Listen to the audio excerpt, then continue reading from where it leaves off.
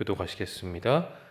사울이 이스라엘 왕위에 오른 후에 사방에 있는 모든 대적 곧 모압과 암몬 자손과 에돔과 소바의 왕들과 블레셋 사람들을 쳤는데 향하는 곳마다 이겼고,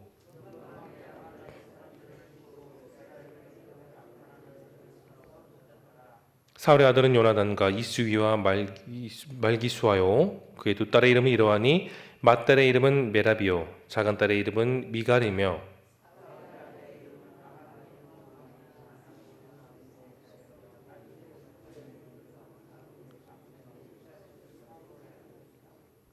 사울의 아버지는 기스요 아브넬의 아버지는 네리니 아비엘의 아들이었더라. 사울이 사는 날 동안에 블레셋 사람과 큰 싸움이 있었으므로 사울이 힘센 사람이나 용감한 사람을 보면 그들을 불러 모았더라. 아멘. 여러분이 아시다시피 사울이라는 왕을 보면 점점 하나님의 품을 떠났고 하나님의 생각과 말씀을 떠나 사사기의 주제처럼 자기 소견에 오른 대로 행동했던 그런 사람으로 전락하고 말았습니다. 그런데 전쟁에서 이룬 업적은 참으로 대단했습니다. 오늘 본문은 사울이 통치했던 그 시대 속에 어떠한 행동을 했고 그에게 어떠한 사람들이 주변에 있었는지를 소개하는 내용이 오늘 본문의 핵심 내용이라고 볼 수 있겠습니다. 여러분 내용 갖고 계시는 교재 내용 관찰 1번을 보십시오. 1번에 보면 나와 있듯이 사울이 이스라엘 왕위에 오른 후에 이룬 성과에 대해서 오늘 보면 47절과 48절은 이렇게 소개하고 있습니다. 이스라엘의 적들이었죠. 모압과 암몬과 에돔 뿐만 아니라 소바의 왕들과 블레셋 그리고 아말렉 적들을 물리쳤습니다. 모든 적들로부터 연약했던 백성들을 왕으로서 지켰던 것이죠. 함께 이어서 내용 관찰 2번을 봅니다. 그렇다면 사울의 아들과 딸 그리고 그의 아내 그리고 또한 군대 장관은 누구입니까? 라고 말하고 있습니다. 그의 아들은 다윗의 친구였던 요나단을 포함해서 이스위 말기수아가 있고 딸은 두 명이죠. 큰 딸은 메랍, 둘째 딸은 미갈입니다. 그런데 이 둘째 딸의 미갈의 경우를 보면 창에서 달아내려 광기에 사로잡혔던 사울 앞에서 도망칠 수 있도록 다윗을 도왔던 여인이 바로 둘째 딸 미갈입니다. 그런 용기 있는 모습을 보였던 모습도 있었지만 후에 나중에 다윗이 왕이 되고 나서 새롭게 지어진 하나님의 성전으로 무엇이 들어왔습니까? 하나님의 언약궤가 들어왔습니다. 너무나도 기쁜 나머지 다윗은 껑충껑충 뛰었습니다. 그런데 너무나도 신나게 춤을 추고 하나님을 기뻐하다 보니까 바지가 벗겨졌죠. 그 모습을 보고 미갈은 다윗을 흉받고 무시했습니다. 그런데 결국은 그녀는 그 잘못된 행동으로 인해 죽는 날까지 아이를 낳지 못하는 저주로 살았던 여인이 미갈이기도 합니다. 비극의 여성이기도 하죠. 이어서 사울의 아내는 아히노암이라고 소개하고 군대 장관은 아브넬이라고 하고 있습니다. 그런데 여러분 오늘 본문을 보면 사울은 이런 사람이었고 그의 주변에 그런 자식들과 아내와 군대 장관이 있구나 그 정도구나 라고 우리는 볼 수도 있을 겁니다. 그러나 우리는 여기에서 조금 더 묵상하고 연구할 부분이 있습니다. 연구와 묵상 3번을 여러분 보십시오. 3번은 이렇게 나와 있습니다. 사울은 왜 사는 날 동안 힘센 사람과 용감한 사람을 불러 군대를 모집합니까? 우린 여기를 집중해볼 필요가 있습니다. 사울은 자신이 세웠다고 믿었던 이스라엘 왕국을 지키기 위해 먼저 자녀들을 통해 왕권 강화를 힘썼습니다. 뿐만 아니라 사촌인 아브넬을 통해 군대의 힘을 모으고 응집하고 통치력을 높였죠. 사울은 그가 사는 날 동안 끊임없이 다양한 민족들이 침투했지만 그보다 그 우선순위를 보자면 특히나 블레셋이 끊임없이 이스라엘을 침범하고 노력하고 늘 혈안이 되어 공격했습니다. 이미 우리가 읽어봤던 사무엘서를 보고 있는 것처럼 블레셋은 결코 만만한 그런 나라가 아니었어요. 철제 무기와 마병과 병거 넘쳐나게 준비되었죠.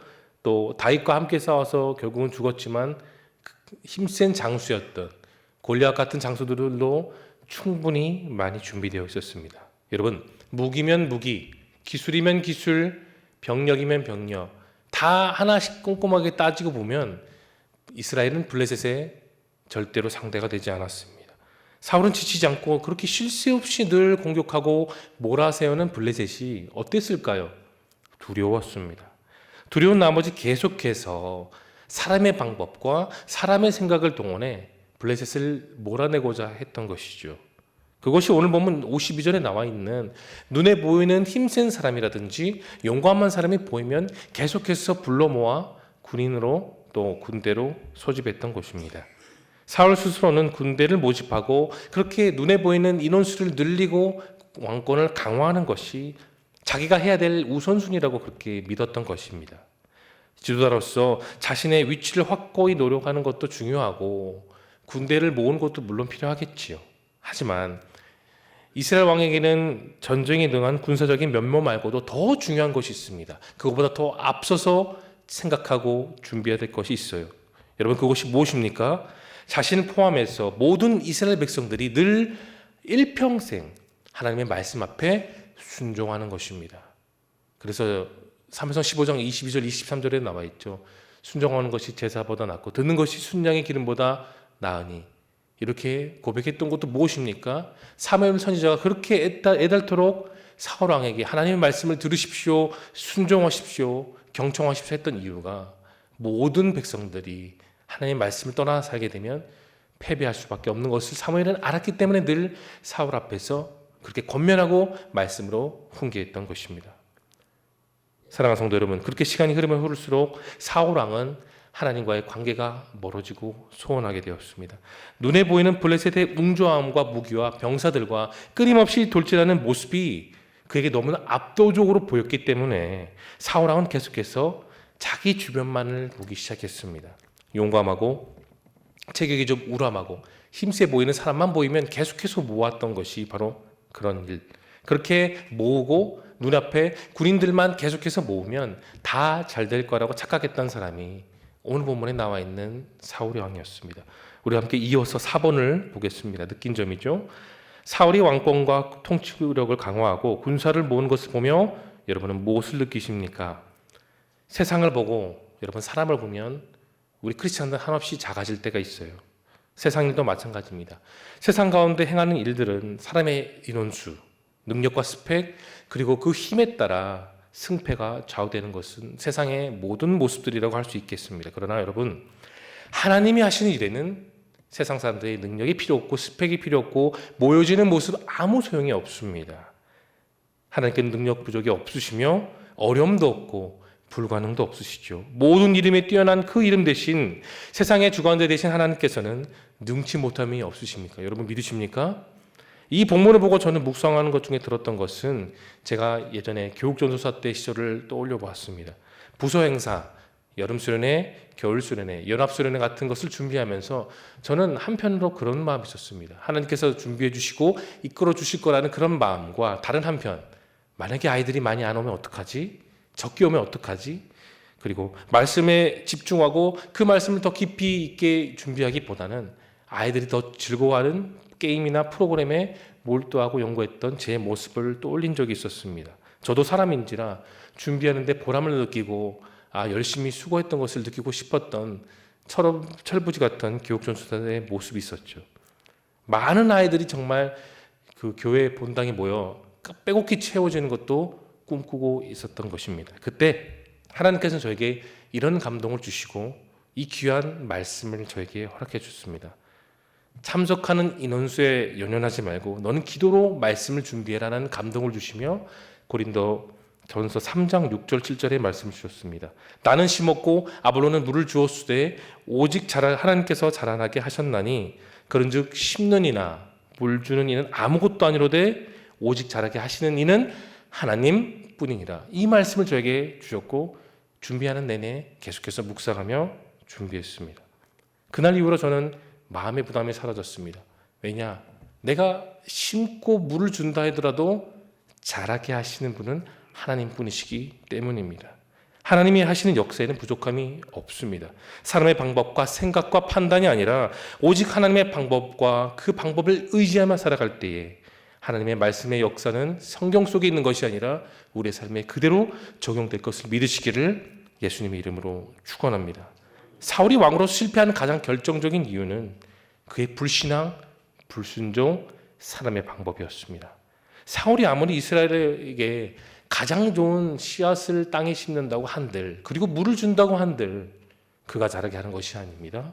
오직 하나님 한 분만이 하나님의 방법으로 그 씨앗을 자라게 하십니다. 우리 역시 마찬가지입니다. 내가 능력이 있어서 가진 재능이 탁월해서 하나님이 우리를 사용하는 것이 아니라 전적으로 하나님을 의지하는 그 마음, 하나님의 도우심을 구하는 그 마음, 하나님의 방법만으로 살겠다는 결단이 우리의 삶을 변하는 힘이 될 것입니다. 내가 심는 것, 내가 물 주는 것은 정말로 아무것도 아니죠. 주신 말씀이 내 삶 속에서 끊임없이 자라나야 열매를 맺는 것도 하나님이 하시고 우리 인생 가운데 행하는 모든 일들의 시작과 과정과 그리고 결과 역시 하나님의 주권에 달려 있습니다. 이제 이어지는 적용과 결단으로 넘어가겠습니다. 여러분 교재 5번을 보세요. 내 삶의 미래와 안전을 위해 하나님을 가까이 하기보다 세상적 방법으로 애쓰는 것이 있다면 무엇입니까? 다가올 미래를 대비하고 안전하고 건강하게 살기 위해 물론 저와 여러분의 육신의 건강을 챙기는 것도 중요합니다. 건강관리하고 음식 조절도 하고 잠도 잘 자고 또 육체를 위해서 운동도 해야 됩니다. 건강에 관련된 보험도 있으면 더욱더 좋겠죠. 그러나 여러분 지나치게 육신적인 것에 몰두하는 것도 우리 인생에 있어서 바람직하지 못합니다. 모름지기 내 인생에 있어서 가장 먼저 준비되고 내일마다 기억할 것은 하나님의 뜻이 내 인생에 가장 먼저 바르게 세워줘야 합니다. 이것이 바로 세상의 방법이 아닌 하나님의 방법대로 사는 삶이고 이러한 삶이 인생을 바르게 사는 현명한 삶이자 하나님이 우리 각자에게 바라시는 삶이에요. 하나님의 뜻에 벗어나거나 그분의 뜻이 없는 것은 아무런 의미를 주지 못함을 기억하십시오. 이제 결단입니다. 나를 인도하신 하나님의 뜻과 방법에 따라 순종하기 위해 무엇을 결단하시겠습니까? 우리 인생에 가장 힘쓰고 신경 쓸 것은 하나님의 뜻에 있지요. 사울은 블레셋이 두려운 나머지 하나님을 바라볼 생각을 조금도 하지 못했습니다. 생각도 못했지요. 그러다 보니 마음과 생각이 좁아진 그 시선으로 볼 때는 힘센 사람이 필요했고 용기 있는 사람이 필요했던 것입니다. 그래서 불러 모아 군대를 모집했죠. 그렇게 용감하게 보이고 힘세 보이는 이들만 모으면 자신의 마음속에 있었던 그 압도적인 두려움이 사라질 것을 믿었습니다. 대단한 착각 속에 빠졌죠. 사랑하는 성도 여러분, 저와 여러분은 사울과 달라야 합니다. 사울처럼 보이는 상황 속에 계속해서 거기에 매입하고 매몰되는 것이 아니라 내 눈을 들고 내 몸과 마음을 하나님께 집중할 때에 주님은 주의 방법으로 우리 삶에 역사하십니다. 그분의 뜻이 오늘 내 인생과 내 가정과 우리의 자녀들에게 어떻게 있는지를 분별할 수 있도록 여러분 오늘도 기도하시고 하나님 아버지의 뜻에 나의 시선을 온전히 집중하고 하나님과 동행하는 귀한 오늘이 되어질 수 있기를 예수님의 거룩하신 이름으로 축원합니다. 함께